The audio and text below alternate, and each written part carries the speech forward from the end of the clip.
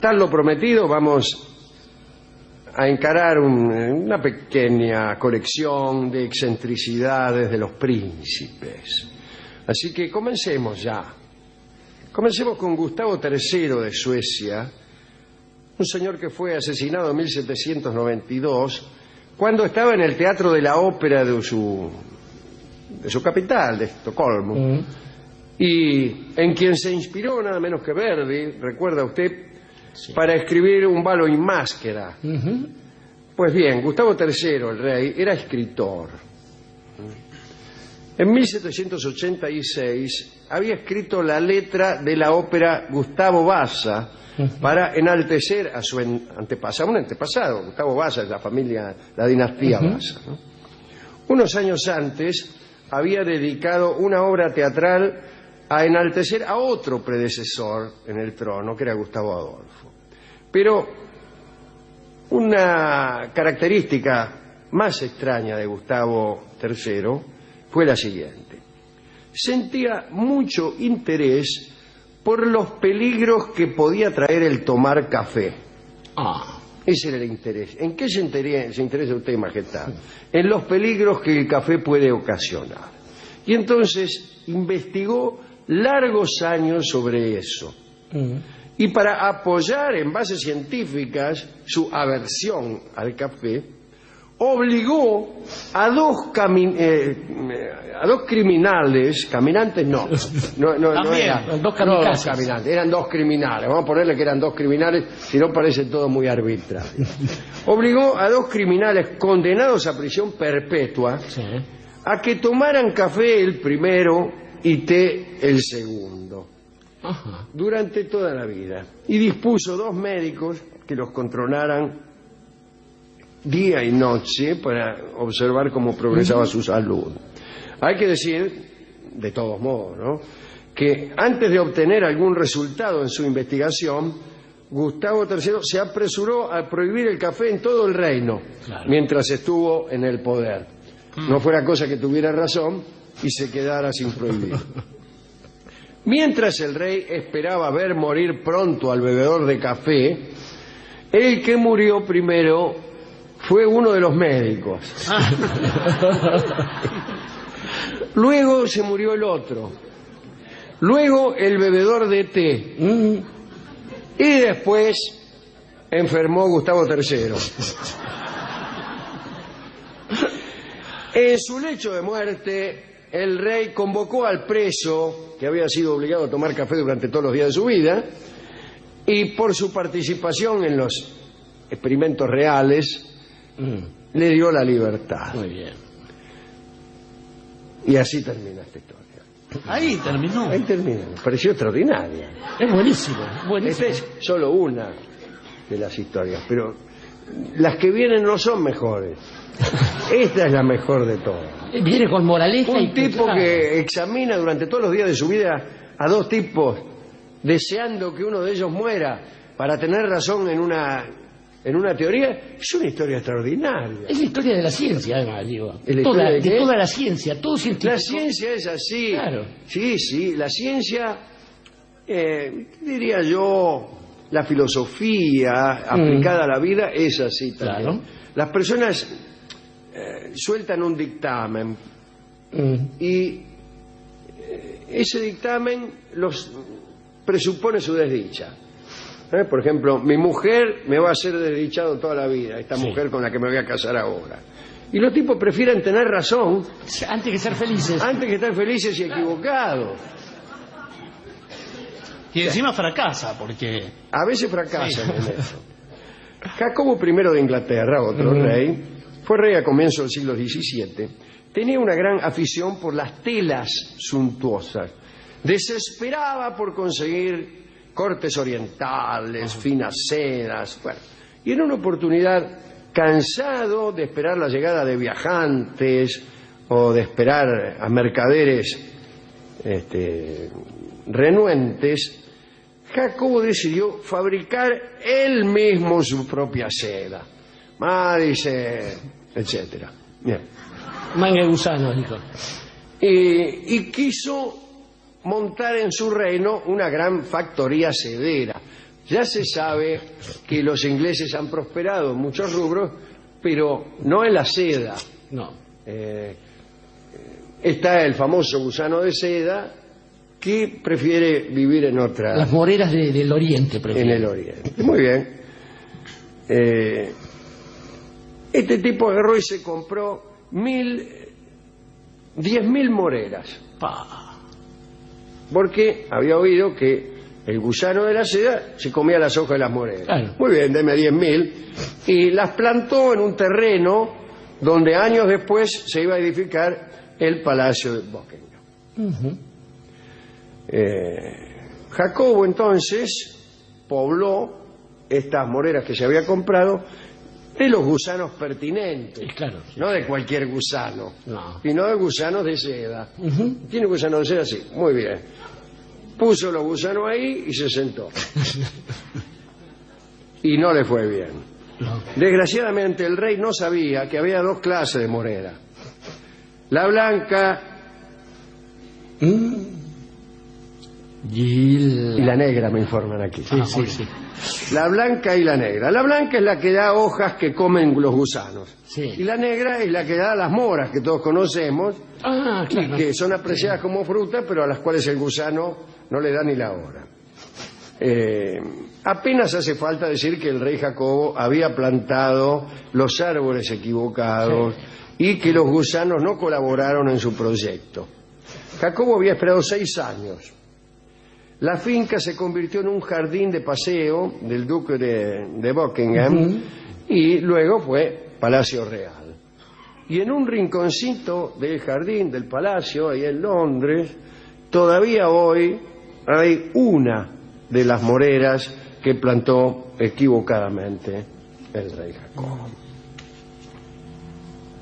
Algunos poderosos tuvieron enorme afición por el vino y emprendieron acciones notables para conseguirlo. El sultán turco Selim I, allá a mediados del siglo XVI, estaba permanentemente borracho. Chao. Pero aún así, borracho y todo, se mostraba exigente y exquisito con los licores que demandaba. Nada de ricino ni de tetrabric. Principalmente pedía vino de Chipre. Dice, no me puedo sostener en pie, pero tráigame una botella de vino de Chipre. En cierto momento se dio cuenta de que sus bodegas mostraban escasez de aquel vino. Oh, majestad, le dijeron los esbirros, hay poco vino de Chipre. Bueno, como Chipre estaba en manos de los venecianos, determinó apoderarse de esa isla, para lo cual tuvo que emprender una difícil y sanguinaria guerra. En el curso de esa campaña se registró la matanza de 30.000 habitantes de Nicosia y el laborioso asedio de la plaza de Famagusta, defendida heroicamente durante 2 años. Bueno, Selim resolvió sus carencias de vino por aquel sistema tan violento, pero no se lo pudo beber en paz, porque Venecia, España y el Vaticano se unieron para hacerle frente. Por el vino, claro. Y tuvo lugar una batalla que nos dará pie nos dará mano también, para nombrar a un gran escritor aquí en la Feria del Libro por segunda vez. Fue la batalla de Lepanto. Y aún así, el sultán no paró de beber. Una tarde, en el Palacio Topkapi, Selim I disfrutaba en el baño una de sus botellas de vino chipriota. Resbaló, dio con la cabeza en el piso y se murió. Terminó la historia. La moraleja debía ser la que ustedes ya imaginan. Claro. Cristian IV de Dinamarca, también tiene que ver con el vino esto, que gobernó hasta 1648. Una vez por mes se tomaba unos 30 o 40 vasos de vino en una noche. Decía que no había nada tan bueno para un hombre como emborracharse totalmente una vez por mes. Práctica que, según él, aseguraba purgar los humores malignos. el rey Cristian estaba tan orgulloso de su firmeza en tales rutinas que las apuntaba en su diario y ahí anotaba una cruz el día en que tenía que ser llevado entre varios a la cama y 2 cruces cuando podía regresar solo. Bueno, no terminó mal, lamentablemente. Ahora están todos esperando que le pase algo. Que reviente. Sí. No le pasó nada, llegó hasta sus altos días, se murió de viejo y se siguió emborrachando una vez por mes. Así que tenía razón, loco. Y sí. Tenía razón. Sospechábamos. Último caso. A ver. El príncipe Christian de Holstein era el yerno de la reina Victoria. Había quedado tuerto en una cacería. Yerno había quedado en un casamiento, el suyo. Son 2 accidentes distintos.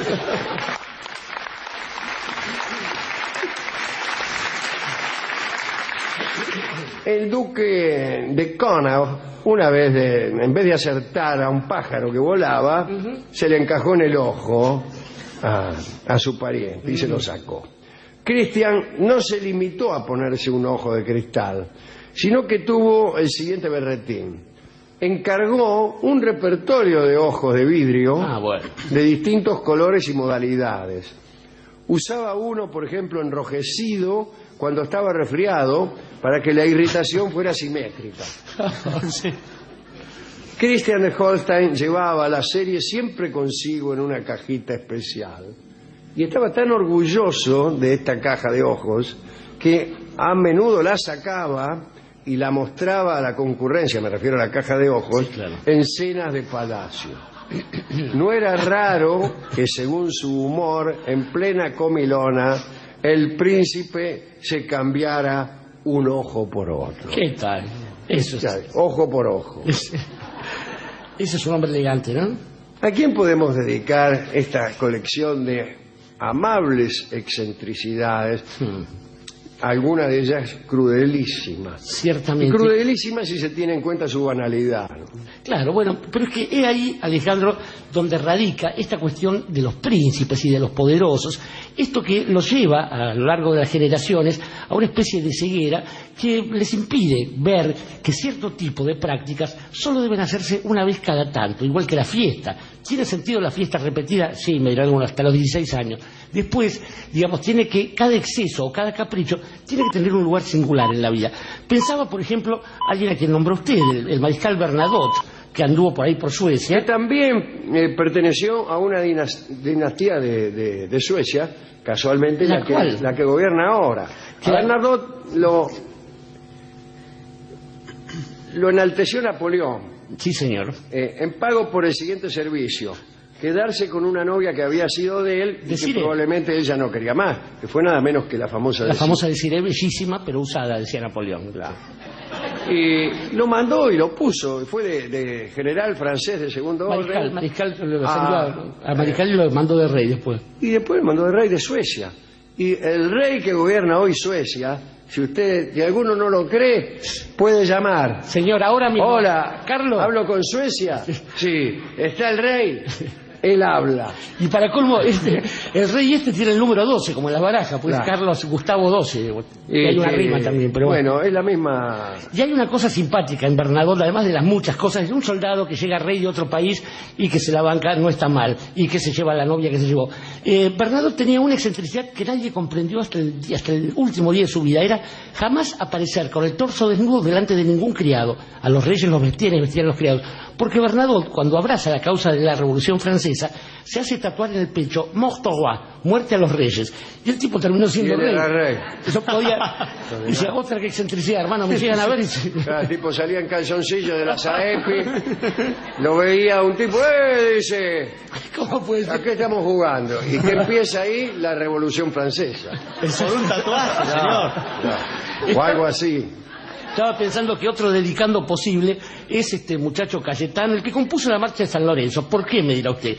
Porque en el predio de las Moreras, donde se levanta hoy el Palacio de Buckingham, una vez por día por lo menos suena nuestra marcha de San Lorenzo para el cambio de guardia. Capricho de... Eso dicen, ¿eh? No, sí, yo lo he visto, Pero no ha tenido más suerte que yo. Una semana estuve. Yo he pasado por ahí varias veces y eso que es un lugar bastante aburrido. Es una reja con un tipo de chico. Sí, parte del equipo de este mismo programa me hizo caminar 200 cuadras de gusto.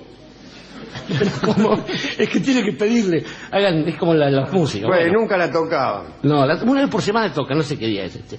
Pero el dedicando más importante quizás es aquel muchacho que participa en la batalla ahí en torno de Chipre, que es Miguel de Cervantes Saavedra, cuya casa fue tapada por otras, y que solía decir hasta el final de sus días, un hombre que murió de 70 y pico de años, que el momento cumbre de la civilización había sido la batalla de Lepanto, porque ahí se había detenido la barbarie y entonces los santos varones como él habían parado las costumbres del infiel. Entre las costumbres del infiel estaba justamente la de tomar el vino chipriota, que sabe de dónde viene esto de estar perdido como turco en la neblina. El vino se tomaba mezclado con agua porque si no te volvía loco. Entonces el vino que no se... Total que entre los griegos había la pena por tomar vino puro era la muerte. Así nomás. Atención, la comisaría. Te encontraban mamándote con vino puro, chao, pena de muerte, nada de 2 horas preso. La España cervantina, ¿qué hace? Dice, piensa, a ver, el vino puro es el que no está mezclado con agua, el que no está bautizado. Luego, ese vino se llama turco, la borrachera se llama turca, y entonces no hay nada más confuso que andar como turco en la neblina, como un borracho en la niebla de Madrid. Cervantes... Laureche decía que los turcos venían a vender su mercancía a los pueblos de la Pampa húmeda. Ajá. Y cuando andaban de a pie solían ser, cosa que ocurría casi siempre, ¿no? Sí, solían ser atacados por los perros cimarrones, ¿no? Pero también se perdían en la niebla de la Pampa. Claro. Y era frecuente verlos tanteando el camino con sus bultos, como en Flores, y preguntando a ver dónde estaba este o aquel pueblo. De ahí el dicho como turco en la neblina. Sirven ambos, y de todos modos yo quería rescatar a Cervantes como dedicando final, porque tal como hablábamos el otro día, fue un hombre que conoció la pobreza como poca otra gente de su época, teniendo a su vez encima ese enorme talento, esa sabiduría y esa capacidad de mirar al mundo como si fuera un rey, pero desde abajo. Quizás él es el que mejor comprendía, Alejandro, que esas excentricidades de los reyes, esa capacidad de repetir el lujo día tras día tras día, solo produce agotamiento, y que en cambio el pobre, el que trabaja, el que va forjando su destino con esfuerzo, con el sudor de cada día, sabe que cuando tiene la oportunidad de un festejo, tiene que hacerlo como si fuera el final, disfrutarlo como si fuera esa libación, la última curda. Y la última curda es el tango que vamos a escuchar en la versión de Edmundo Rivero.